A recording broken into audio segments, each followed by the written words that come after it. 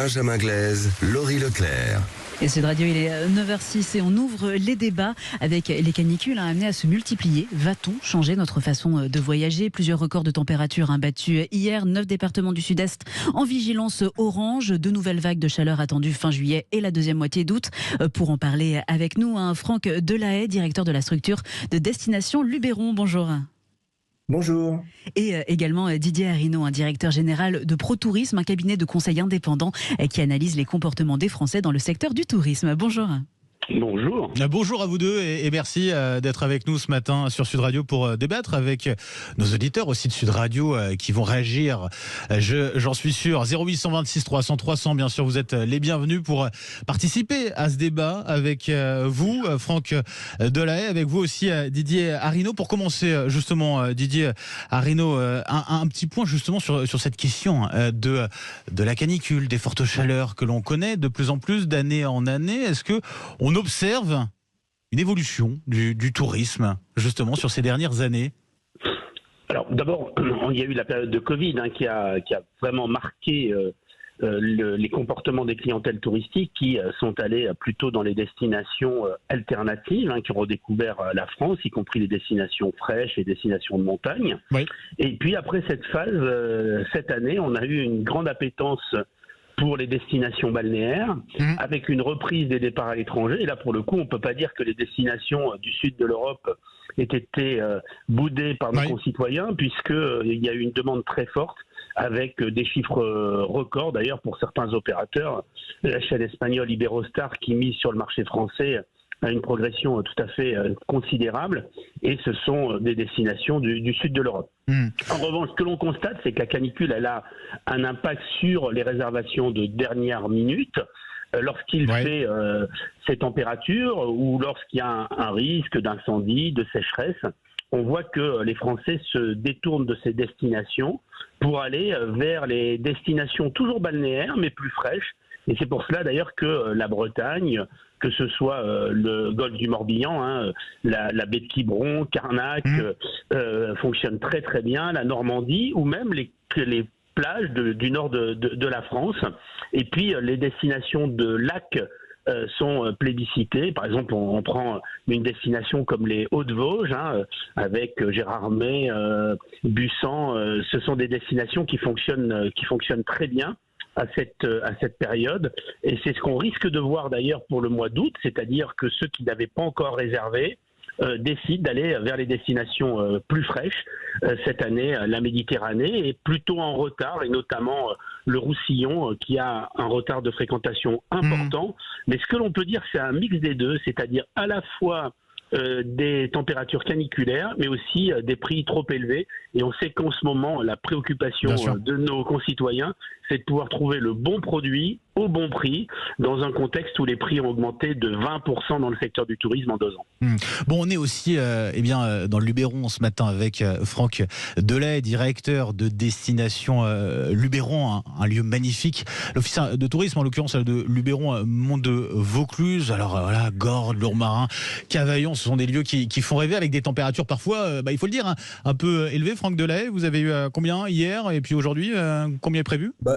Hier, on était sur des températures autour de 37-38 degrés, et on estime que la température aujourd'hui va être à peu près la même.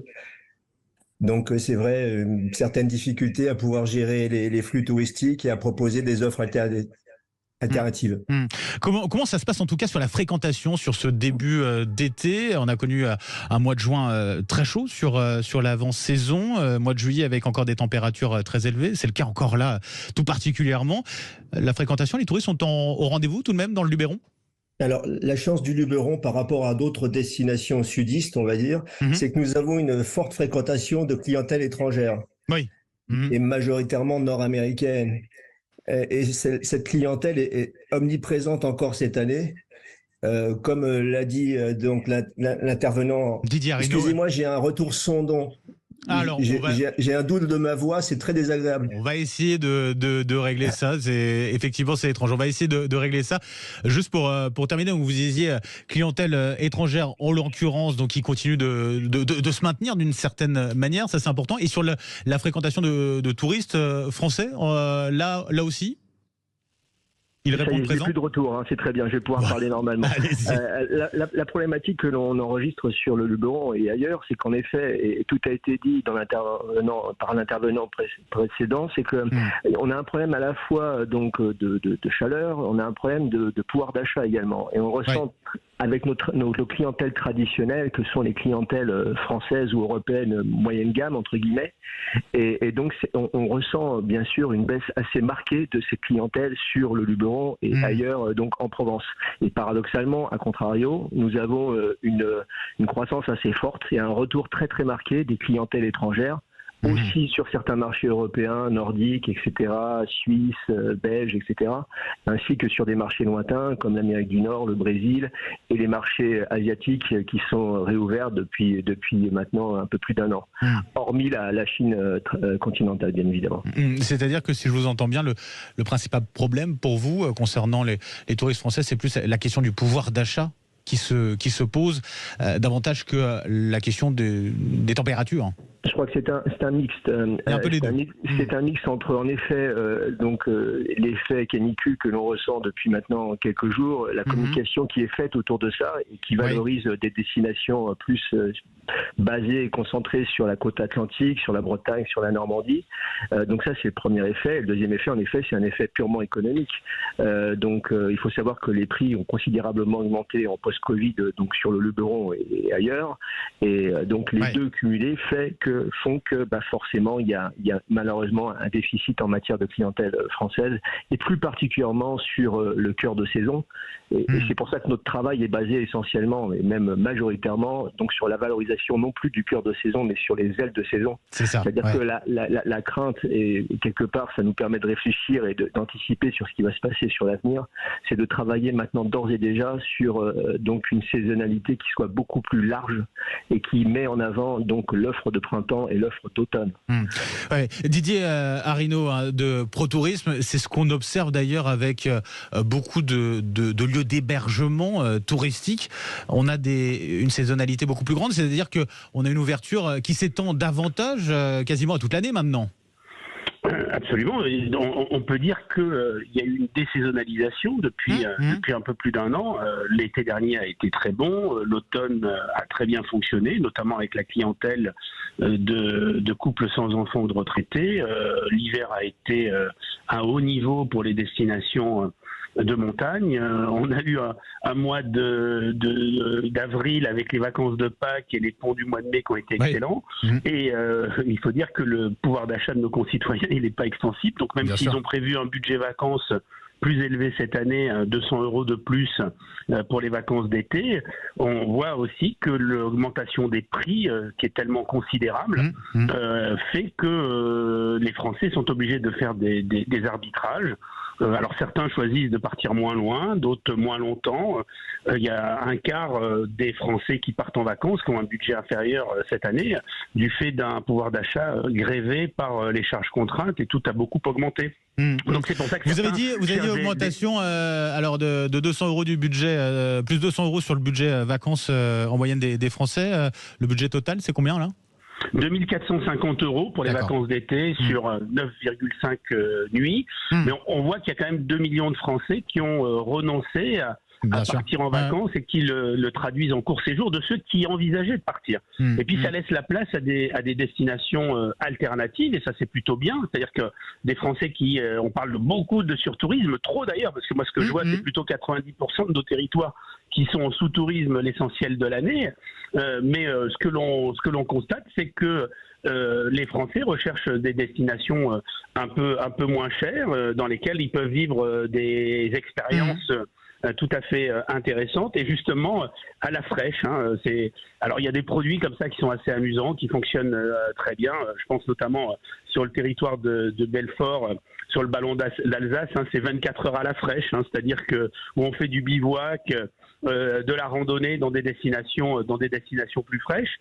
C'est aussi le cas de la Normandie qui fonctionne très bien, et notamment les îles d'eau. Je pense à Bagnoles de l'Orne par exemple, où il y a une offre autour du bien-être, de la remise en forme, de la forêt qui est beaucoup plus fraîche que des territoires vraiment secs. Mais ça va aussi obliger les acteurs et les destinations à revoir les aménagements pour tenir compte du fait que ce réchauffement climatique, l'augmentation des températures, c'est à la fois inéluctable, mais on aura aussi ces pics de chaleur de façon de plus en plus fréquente. Il faudra véritablement repenser le parcours client, l'expérience client.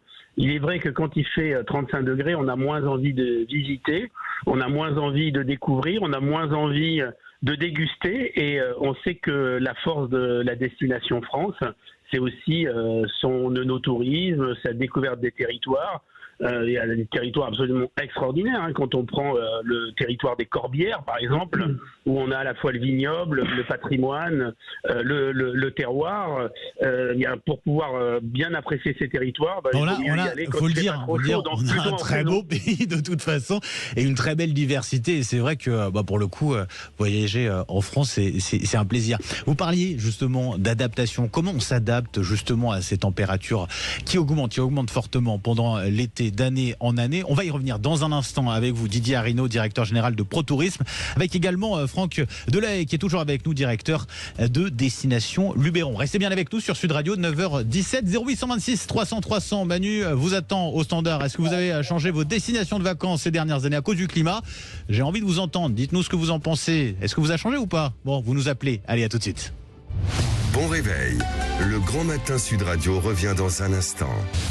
Le Grand Matin été Sud Radio, 7h-10h, Benjamin Glaise, Laurie Leclerc. À 9h20 sur Sud Radio, et on poursuit les débats avec cette question: comment s'adapter en vacances face aux vagues de chaleur de plus en plus fréquentes? Avec nous pour en parler, Didier Arinaud, directeur général de ProTourisme, cabinet de conseil indépendant qui analyse les comportements des Français dans le secteur du tourisme, et Franck Delahaye, directeur de la structure de Destination Luberon. Et on poursuit les débats. On parlait de la question de l'importance pour certains territoires, effectivement, dans le sud de la France, s'adapter à ce dérèglement climatique. Je voudrais justement parler avec vous aussi, Franck Delahaye, directeur donc de Destination Luberon. Dans le Luberon, on sait que les températures grimpent. On a l'habitude de grimper. C'est un paysage magnifique avec des villages magnifiques. Mais voilà, il faut faire aussi avec ces températures-là.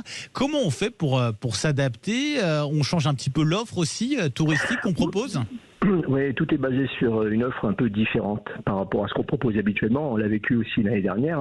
Il faut savoir que l'année dernière, on a vécu aussi une forte période de canicule. Et donc, on a bouleversé un petit peu toute notre programmation, que ce soit autour de nos visites découvertes ou balades nature. Donc, on propose des choses plutôt en nocturne maintenant, ce qu'on proposait avant en cours de journée, soit en milieu de matinée, soit en début d'après-midi. Donc, on les propose plutôt en début de soirée ou très très tôt le matin, donc pour découvrir le parc naturel régional du Luberon, les sites classés UNESCO, etc. etc. Vous savez qu'on est sur des espaces extrêmement sensibles, donc avec des risques d'incendie extrêmement forts, donc, ce qui fait que voilà, on a aussi à gérer ce type de problématiques, et donc on a essayé de décaler toute notre offre sur des périodes un petit peu plus fraîches de la journée, soit très tôt le matin, soit très tard, voire en nocturne, en visite nocturne, donc voilà, autour de thématiques fortes que sont la visite de nos villages perchés ou la visite du parc naturel régional du Luberon ou du grand site de France autour de Fontaine de Vaucluse. Donc voilà, donc il y a une offre qui a totalement et radicalement changé donc par rapport à ça. Après, on offre aussi bien sûr des choses qui se font plutôt en intérieur ou dans des endroits plus frais, visite de grottes, visite, voilà. Donc on a vraiment recentré notre offre sur quelque chose de complètement différenciant par rapport à ce qu'on proposait habituellement, dont le cœur de cible est la famille et l'adolescent ou l'enfant qui est le premier prescripteur dans la famille. Donc on propose des choses aussi ludiques maintenant. Avant, on était sur des visites culturelles ou des balades un peu nature mais traditionnelles. On est plutôt sur des visites format escape game, découverte, énigmes, etc. Donc ça, c'est quelque chose que l'on fait au jour le jour.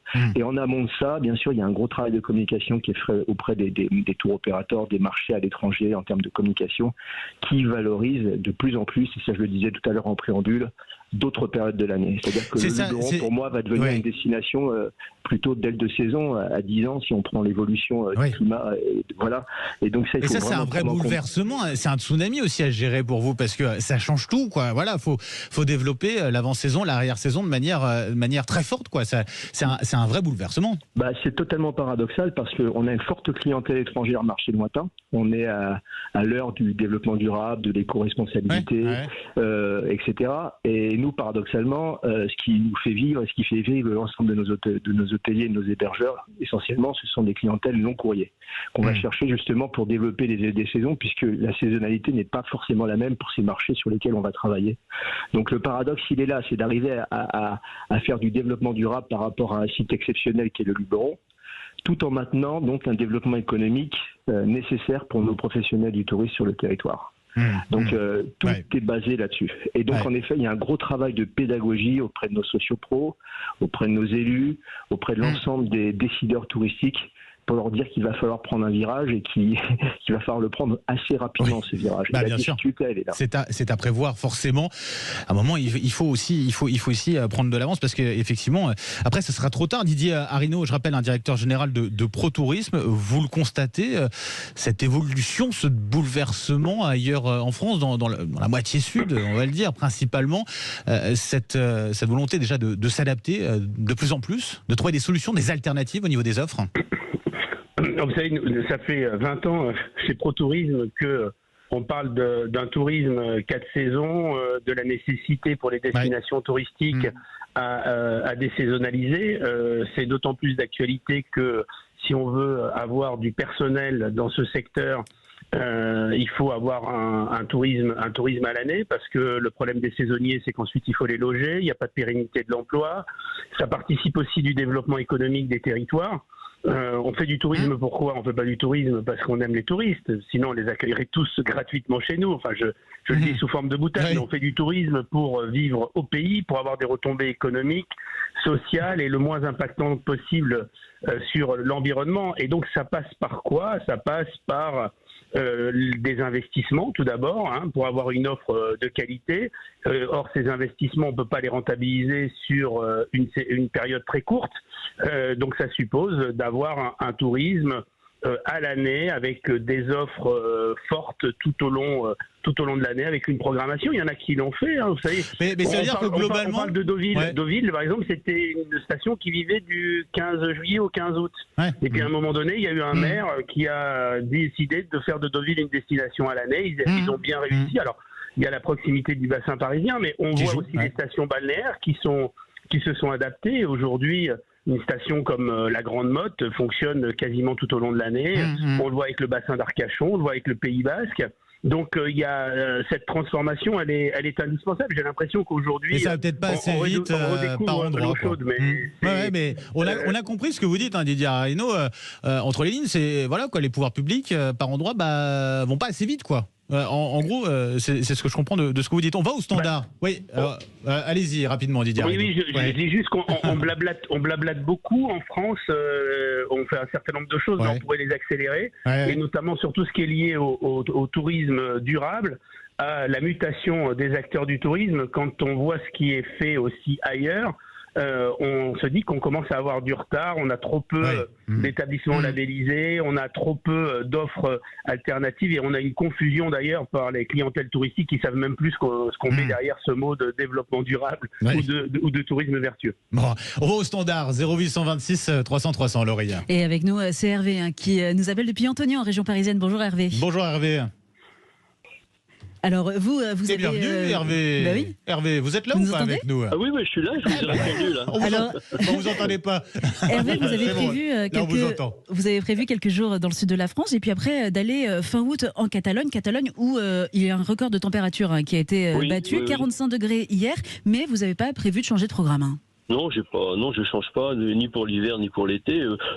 C'est parce que j'y vais régulièrement aussi en Catalogne, donc si vous voulez, c'est traditionnel. Voilà, si vous voulez, c'est pas un choix que j'ai fait cette année. Donc si vous voyez, on change pas les habitudes comme ça véritablement. Moi, ce que j'entends là dans votre discussion, c'est la fin du monde paysan, c'est la fin du monde rural, c'est comment les sociétés modernes occidentales s'adaptent, si vous voulez, je dirais pas au changement climatique, parce que bon, c'est manifestement plus complexe, parce que ça redeviendra différent dans plusieurs dizaines d'années. Mais je suis, enfin voilà, j'entends beaucoup de termes de rentabilité, de marché, etc.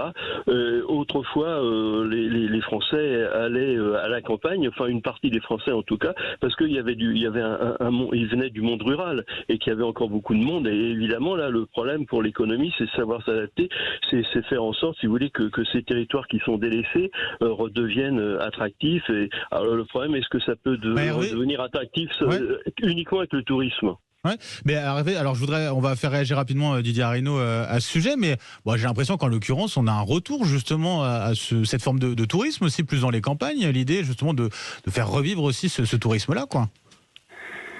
Alors, on nous parle du renouveau du tourisme vert depuis bien longtemps. Moi, ce que je constate, c'est qu'il y a eu une progression du tourisme urbain ces 20 dernières années. Il y a une progression du tourisme balnéaire. Et on a de plus en plus de déserts touristiques dans notre campagne française.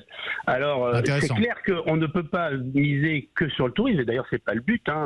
Il ne s'agit pas d'avoir des lieux uniquement avec des touristes. Les gens apprécient les territoires dans lesquels il y a des vrais gens qui ont une vraie vie avec des vrais terroirs, des savoir-faire. Et le complément, ça doit être intégré comme un complément de l'activité économique.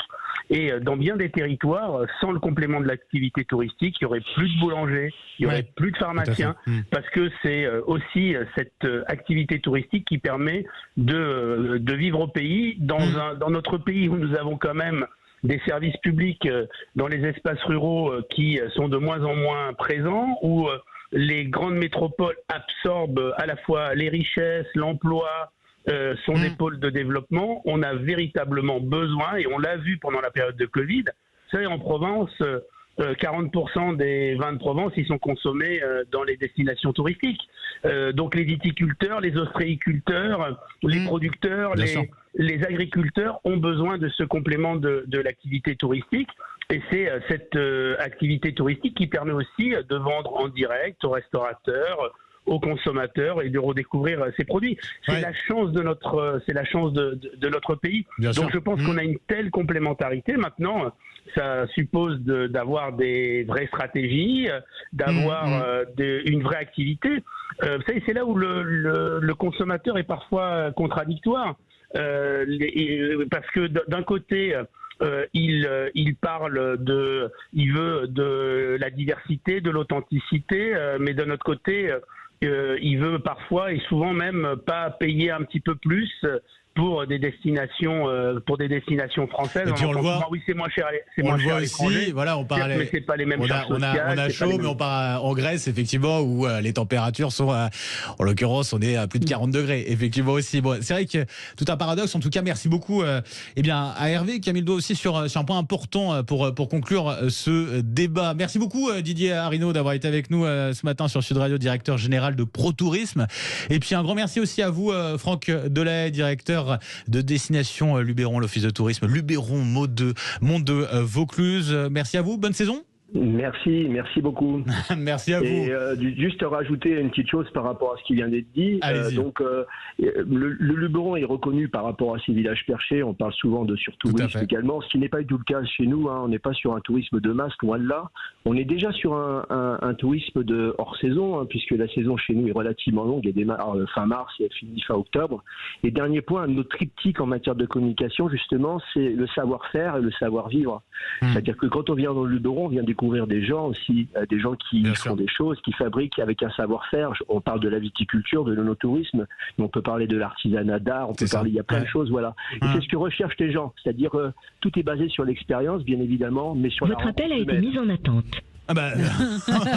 Parce qu'on a perdu Didier Arinaud, c'est pour ça. Votre appel a été mis en attente. En tout cas, Franck Delahaye, un grand merci d'avoir été avec nous ce matin sur Sud Radio. On terminera sur ces beaux mots. Effectivement, merci à vous et bonne saison. 9h32 sur Sud Radio.